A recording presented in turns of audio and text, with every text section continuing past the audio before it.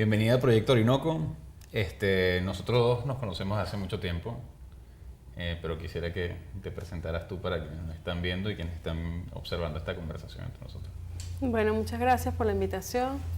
Sí, efectivamente nos conocemos desde hace mucho y es una bonita manera de reencontrarnos. Bueno, como tú sabes, soy socióloga egresada de la Universidad Central de Venezuela. Luego hice un doctorado en Francia, donde compartimos una primera etapa de militancia, de activismo. Luego compartimos un tiempo aquí en la función pública y hace unos 10 años que me convertí en docente de la Escuela de Sociología de la que egresé. Bueno, he sido invitada a otras universidades circunstancialmente, a la IDEA, a la Bolivariana. También formo parte del equipo de la Escuela Venezolana en Planificación. Y bueno, en sociología, que es, digamos, el lugar donde más tiempo tengo y donde regularmente estoy en tareas docentes, bueno, doy clase prácticamente todo a lo largo de la carrera, a estudiantes muy jóvenes, desde introducción a la sociología hasta teoría 4. Y bueno, como sabes, tengo una amplia gama de temas de mi interés que van desde la teoría social, clásica y contemporánea, hasta temas más concretos que me ocupan según los intereses de alguna institución. Has trabajado sociología política, has trabajado sociología, no sé si se dice sociología militar o te has interesado el tema militar.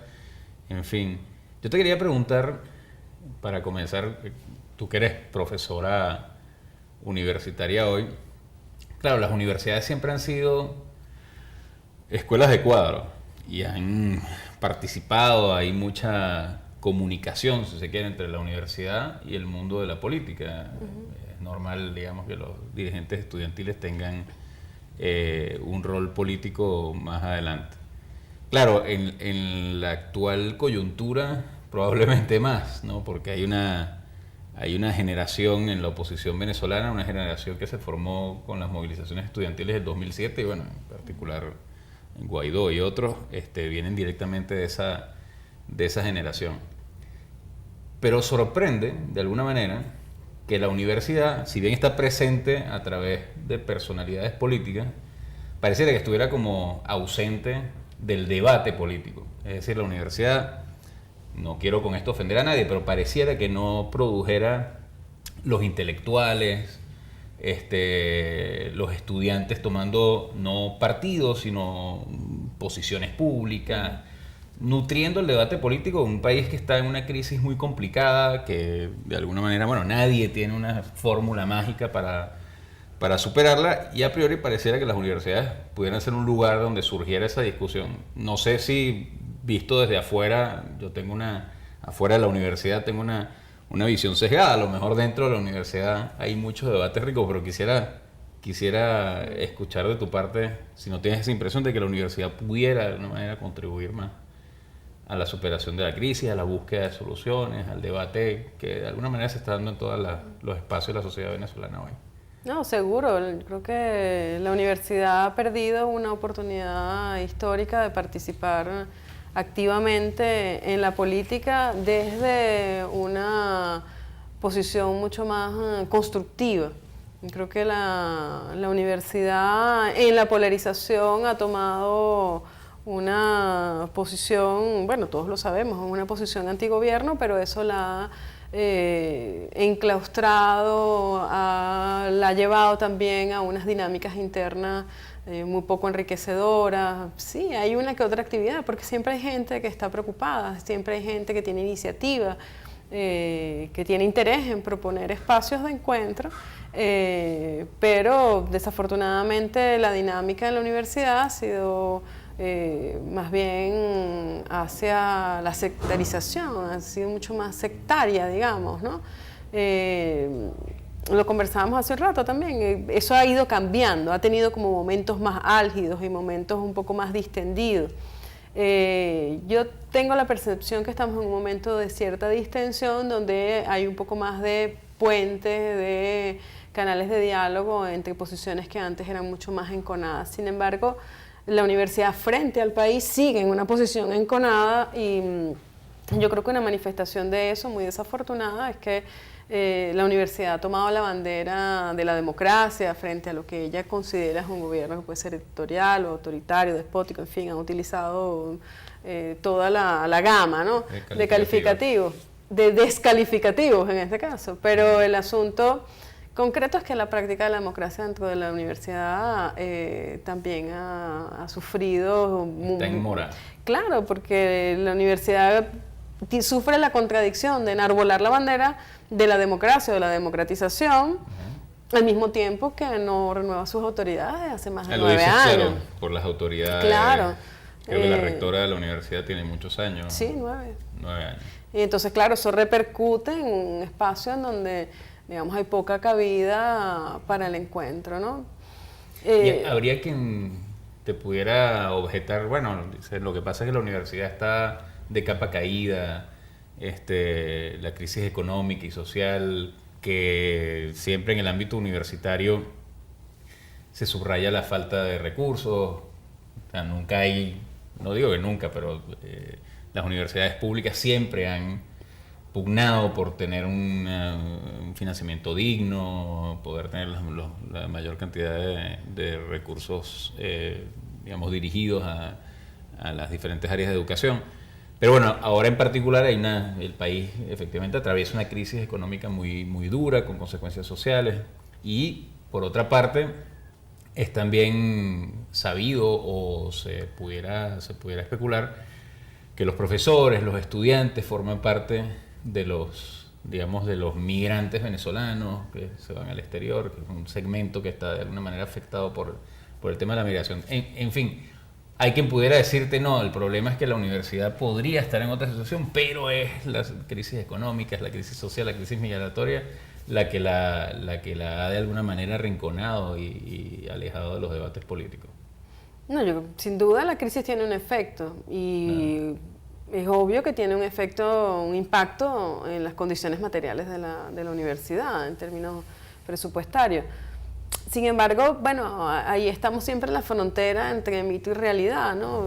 Y también, digamos, en una sobrevaloración de algunas cosas. La crisis presupuestaria universitaria es una crisis estructural, pero además no solamente en la sociedad venezolana. Todas las sociedades reclaman que las universidades deberían tener más presupuestos justamente para dedicarse a atender los problemas de esas sociedades. Y no seré yo quien diga que está mal que se le dé este presupuesto a las universidades, todo lo contrario. Pero pienso que hay como múltiples respuestas, todo esto es multifactorial. Por un lado, lo que señalaba anteriormente, la posición muy enconada de la universidad en una diatriba con el gobierno. Pienso que la universidad ha perdido también centralidad en la sociedad, ¿no? Parecía en lo que estás diciendo que en lugar de la universidad iluminar a la política con mayor complejidad, con mayor sutileza, con análisis, con capacidad intelectual, pareciera que la política o la polarización, tal vez en su versión más simplista, más simplista, de alguna forma fue la que influenció a la universidad. O sea, pareciera que describes también un mundo universitario polarizado en las líneas que sigue el mundo político venezolano desde hace ya algunos años. Sí, pienso que podría afirmarse eso hasta cierto punto, porque de hecho lo que vamos a encontrar en la universidad es un cierto proceso más bien de despolitización en el sentido inteligente de la politización, de la militancia. Tú señalabas, bueno, hay un grupo de líderes de la oposición que han estado vinculados a la universidad, que parecen, digamos, un poco los hijos de la universidad, de un movimiento estudiantil, pero hay que decir que previo a ese movimiento estudiantil, en tiempos de otra gestión universitaria, también hubo un movimiento estudiantil digamos que tenía afinidad con el gobierno del comandante Chávez, que era los estudiantes que tomaron la plaza del rectorado en un momento determinado. Cierto. De manera que lo que yo creo es más bien que ha habido un tránsito, un desplazamiento de las afinidades políticas dentro de la universidad bajo la influencia de quienes están frente a la universidad, quienes son autoridades de la universidad, y a unas prácticas poco democráticas dentro de la universidad. la central siempre fue la casa que vence a las sombras, pero desafortunadamente ese juego de palabras se ha terminado invirtiendo en muchos sentidos. Y yo digo que es desafortunado porque es un espacio que yo considero debería ser revitalizado por quienes hacemos vida allí, profesores, estudiantes, trabajadores de todo tipo, que esperan una universidad mucho más beligerante, pero en el sentido positivo, constructivo, ¿no? Claro, contradictorio. Sí, claro, hay que vivir las contradicciones, alimentarlas, debatirlas, discutirlas. Eso es la universidad. La universidad es un espacio para todos, para generar conocimiento entre todos. Y eso creo que se ha ido perdiendo. Ahora, para todos, pero es digamos, un espacio que ha tenido por lo menos en ciertos círculos, un estigma de elitista, ¿no? En un periodo hubo un debate hace ya algunos años, un debate sobre el acceso a la universidad. Se crearon nuevas universidades, se masificó de alguna manera la universidad, pero digamos en un esfuerzo distinto. Te creo la Universidad Bolivariana que tú estabas mencionando, la UNEFA, digamos se crearon instituciones nuevas de alguna manera para, en principio, supuestamente, suplir a la falta de apertura de las universidades tradicionales, las universidades autónomas que acabas de mencionar, las más antiguas del país. Tú que estás ahora dando clases en la Escuela de Sociología, las clases populares entraron a la universidad, entraron a la Escuela de Sociología que, como lo decía Pierre Bourdieu, este gran intelectual admirado por los otros dos, se asemeja a un deporte de combate, es una disciplina académica, pero que da herramientas para comprender y transformar la realidad. ¿Qué perfil tienen los estudiantes de sociología hoy en día en la Universidad Central? ¿Son de clases populares? ¿Son de clases medias? ¿Qué aspiraciones tienen? ¿Cómo analizan la sociedad? ¿Cómo la ven? ¿Cómo siente la profesora que les da clases a esos estudiantes de primero, segundo y tercer año de esta generación que está yendo a la universidad en medio de la crisis económica, política y social? Sí, bueno, la universidad en Venezuela es una universidad que tendió a ser una universidad elitista, ¿no? Que copió modelos de otras sociedades, de las sociedades europeas, incluso su organización por facultades, departamentos, cátedras, muy similar. Y en ese sentido es una universidad que tendía a eso y que en los años 90 había tendido también, había caminado hacia un proceso parcial de privatización del espacio, de la institución, ¿no? Hoy en día, digamos, después, en los últimos años, hubo un crecimiento del número de estudiantes, incluso en las universidades autónomas, que accedían a la universidad porque se habían abierto canales para que eso ocurriera de manera regular, es decir, que no fuera fortuito, que no fuera simplemente una imposición, sino que hubiesen canales regulares para que eso perdurara. El asunto es que la crisis obviamente es desigual. Los resultados de la crisis son desiguales y lo que hacen es exacerbar las desigualdades. Entonces, bueno, las clases populares que habían accedido a la universidad, digamos, en el momento de apogeo de la Revolución Bolivariana, han visto también al ver mermados sus recursos, mermadas sus posibilidades de entrar o mantenerse dentro de la universidad. Eso, por un lado. De manera que lo que vemos es un perfil más bien de hijos de clase media, hijos de profesionales o de clase media calificada, que es clase media no necesariamente por su condición asalarial, sino por su propia identidad, la identidad que manifiestan, ¿no? Cómo se entienden, cómo se miran, cómo se perciben dentro de la sociedad, porque efectivamente son sectores medios, ¿no? ¿Y tienen dificultades materiales? Claro, tienen muchas dificultades materiales en lo cotidiano, dificultades de transporte, dificultades, incluso, bueno, muchos de ellos han tenido que comenzar a trabajar, entonces incluso en el uso del tiempo.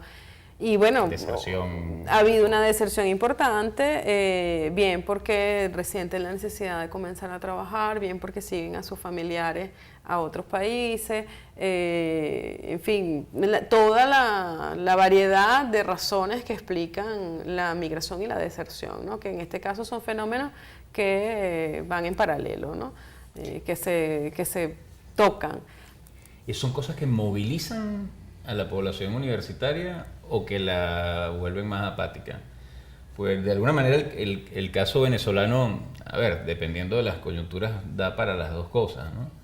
Pero pareciera que, a ver, cuando hay condiciones sociales muy adversas, etcétera, se tiende a pensar que puede haber un estallido, que hay mayores razones para reivindicar, etcétera. Pero por otra parte, pareciera también que hay, como dices tú, una suerte de despolitización. Puede ser hartazgo, puede ser simplemente por estar abrumados por la cotidianidad, etcétera, un efecto desmovilizador.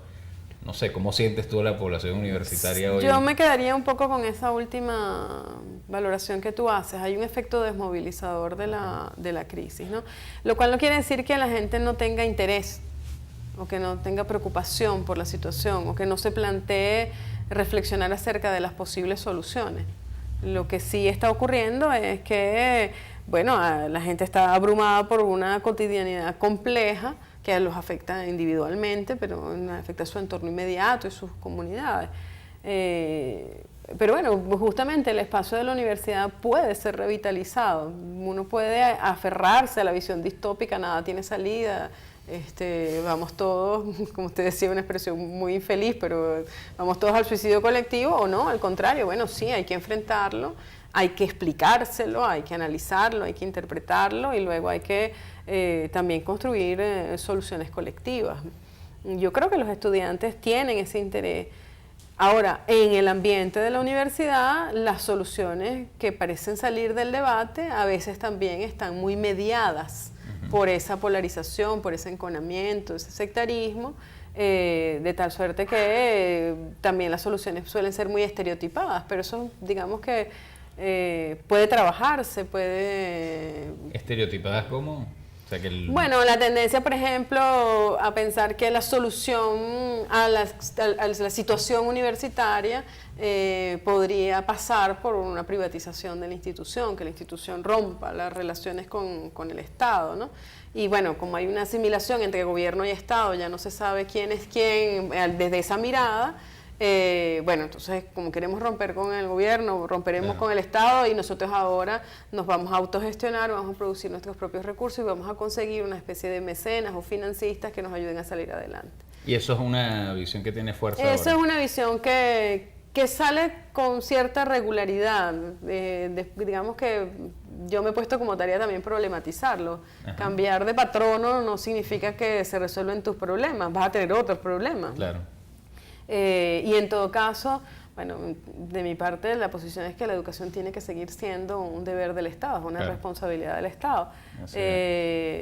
Cómo se forman profesionales para construir un país desde una mirada de un capital privado X que va a tener sus propios intereses, que no son otros que lucrar su capital, ¿no? Bueno, pero que de hecho existen universidades privadas, o sea, no es tampoco una novedad ni una realidad negada. Hay universidades públicas, hay universidades privadas, efectivamente el Estado tiene yo coincido contigo, pues tiene ese deber de proponer educación gratuita y de calidad a todos los niveles.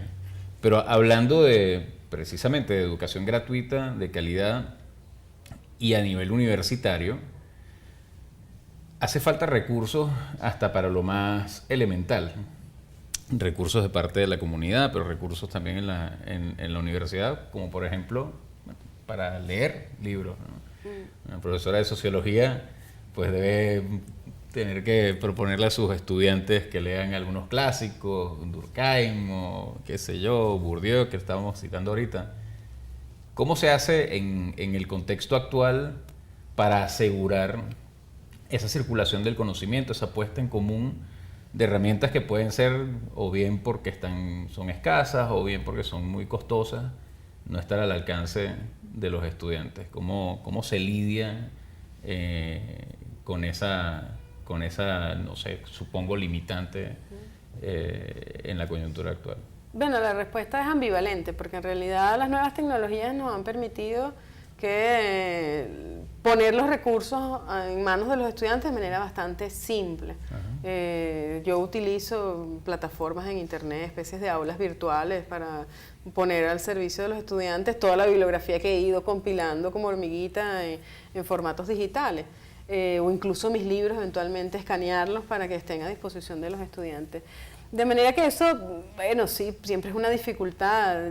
Yo, digamos, sufro no poder comprar todos los libros en papel que llegué a comprar en una época, ¿no? Al final del mes era divertido ir a comprar libros, ¿no? Y para los estudiantes la relación al papel sigue siendo tan importante como la tuya, ¿no? No, ya no es tan importante. Incluso ellos hacen la pregunta de cómo hacía uno para estudiar sin internet, ¿no? Claro.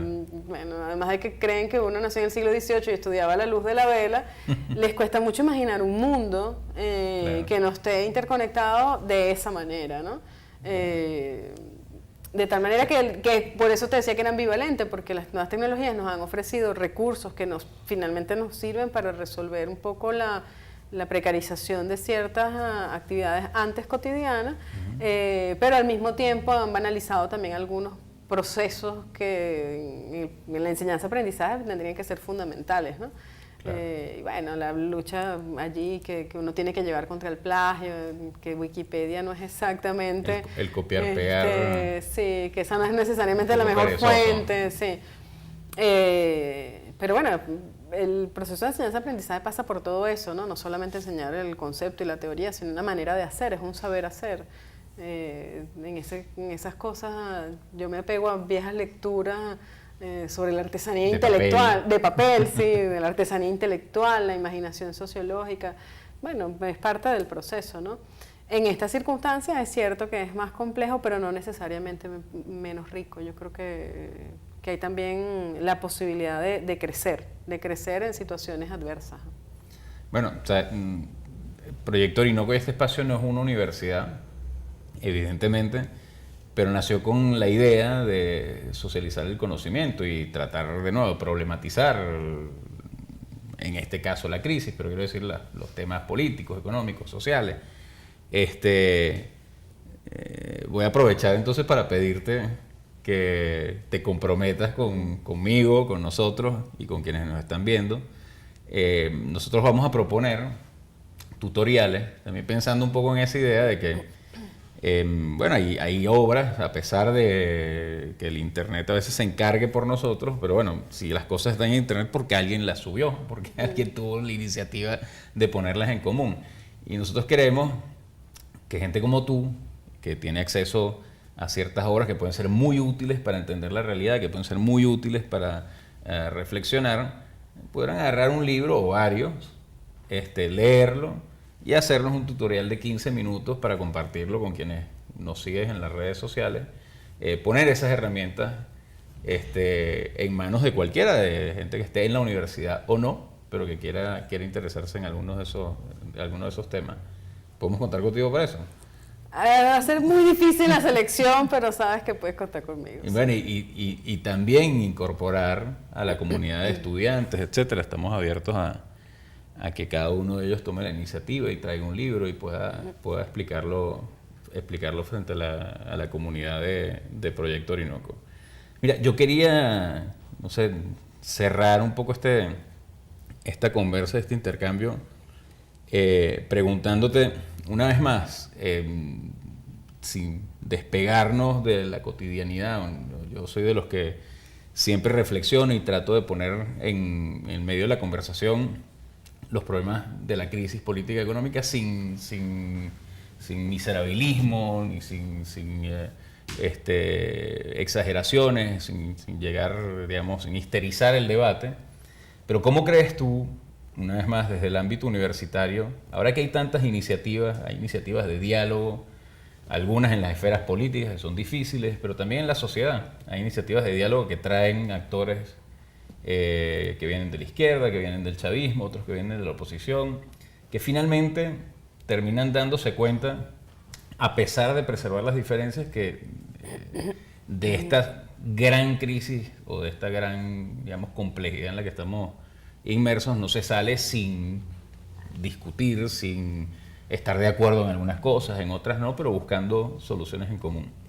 ¿Cómo se ve desde, no sé, una profesora de sociología, desde la Universidad Central de Venezuela, la posibilidad efectivamente de construir una solución en común venezolana que preserve una vez más las diferencias, pero que nos ayude a, de nuevo, reconstruir de alguna manera una convivencia política, económica y social dentro de nuestras instituciones democráticas.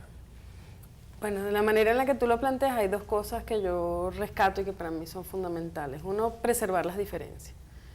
Porque creo que hay una tendencia a pensar que el diálogo debe llevarnos a un consenso forzado.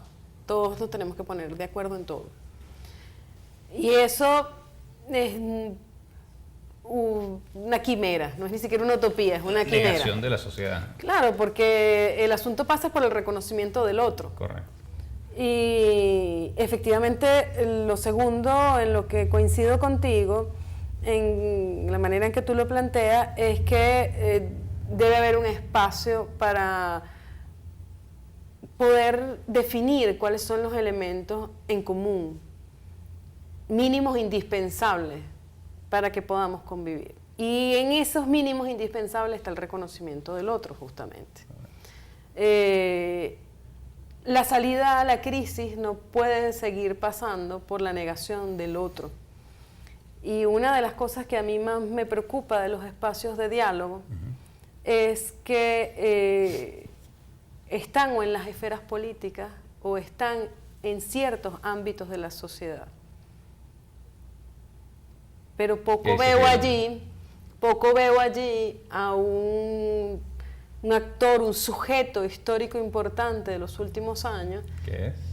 Que han sido el pueblo venezolano. Es decir, lo veo o sea, lo ves como un desligado. diálogo de cúpulas, un diálogo lo veo muy de desligado. gente importante. Sí, lo veo muy desligado. Y creo que justamente si la universidad tuviera algún rol que jugar allí, uno de esos roles tendría que ser, digamos, enlazar, permitir comprender ese sujeto histórico.